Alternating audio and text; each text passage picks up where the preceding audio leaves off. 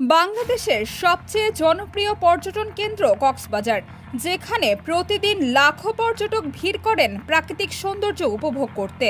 কিন্তু এই স্বর্গীয় সৌন্দর্যের আড়ালে গড়ে উঠেছে এক ভয়াবহ অন্ধকার জগৎ।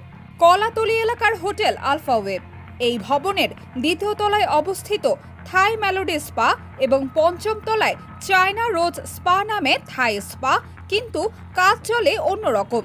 গোপন সূত্র জানায়, এই দুটি স্পা সেন্টারে চলছে নিয়মিত দেহ ব্যবসা ও মাদকের অবৈধ বেচাকেনা। তরুণীদের দিয়ে জোরপূর্বক এসব কাজ করানো হচ্ছে। অনেক সময় তাদের ব্যক্তিগত ভিডিও ধারণ করে ব্ল্যাকমেইলও করা হয়। স্থানীয়রা বলেন, আমরা অনেক দিন ধরেই বলছি প্রশাসনকে, কিন্তু কেউ ব্যবস্থা নেয় না। উল্টো ওইসব লোকজন ভয় দেখায়।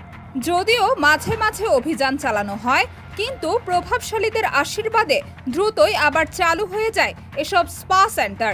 কক্সবাজারের পর্যটন খাত ও সামাজিক পরিবেশ রক্ষা করতে চাইলে প্রশাসনের সক্রিয় হস্তক্ষেপ এখন সময়ের দাবি। সচেতন মহলের পক্ষ থেকে জানানো হয়, থাই মেলোডি ও চায়না রোজ স্পার মতো প্রতিষ্ঠানের বিরুদ্ধে যদি দ্রুত ব্যবস্থা না নেওয়া হয়, তাহলে কক্সবাজারের পর্যটন সুনাম হুমকির মুখে পড়বে। আমরা চাই সংশ্লিষ্ট কর্তৃপক্ষ দ্রুত এগিয়ে আসুক। আগামী পর্বে তুলে ধরা হবে আরও কিছু স্পা সেন্টারের ভেতরের অন্ধকার চিত্র, যেখানে সেবার আড়ালে চলছে শোষণ, নির্যাতন ও অবৈধ মাদক বাণিজ্য।